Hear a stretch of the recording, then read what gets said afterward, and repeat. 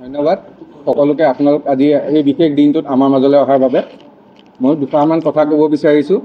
ধৰক আমি এতিয়া যিসকল CWC আছোঁ যে আমি অলৰেডি কৈছে যে আমি 2009 চনৰ পৰা BRC CRC এতিয়া CWC হিচাপে কৰ্মৰত হৈ আছোঁ। আচলতে আমি দুটাকৈ ফ্লেগশ্বিপ প্ৰগ্ৰেমত কাম কৰি আছোঁ, JJM আৰু SBM। যদিও আমি যিটো হিচাপত আমাৰ গোটেই কামখিনিয়ে যিহেতু ফিল্ডত হয়, আমি সেই হিচাপে আমি পে'মেণ্টটো নাপাইছোঁ, মানে আমাৰ যিটো চেলাৰী হয় সেইটো আমি পোৱা নাই।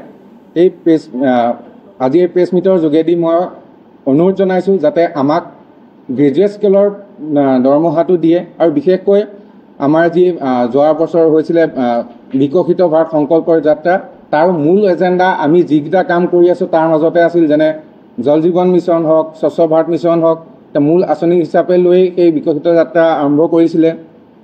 গতিকে আজি এই প্ৰেছ মিটৰ জৰিয়তে মই পুনৰাই আমাৰ শ্ৰদ্ধাৰ মাননীয় মুখ্যমন্ত্ৰী শ্ৰীযুত হিমন্ত বিশ্ব শৰ্মাদেৱক অনুৰোধ জনাইছোঁ যাতে তেওঁলোকে আমালৈ চায় আৰু আমাৰ যিখিনি সমস্যা হৈ আছে সেই সমস্যাখিনি যাতে সমাধান কৰাত তেওঁ আমাক অতি সোনকালে সমাধান কৰি দিয়ে, তাৰ বাবে আমি অনুৰোধ জনালোঁ। আৰু যিটো equal pay' for equal work বুলি এটা আমাৰ নীতি আছে, সেই নীতিটো মানি যাতে আমাক সকলো বিপদৰ পৰা উদ্ধাৰ কৰে, তাৰ বাবে আমি তেখেতক অনুৰোধ জনালোঁ। ধন্যবাদ।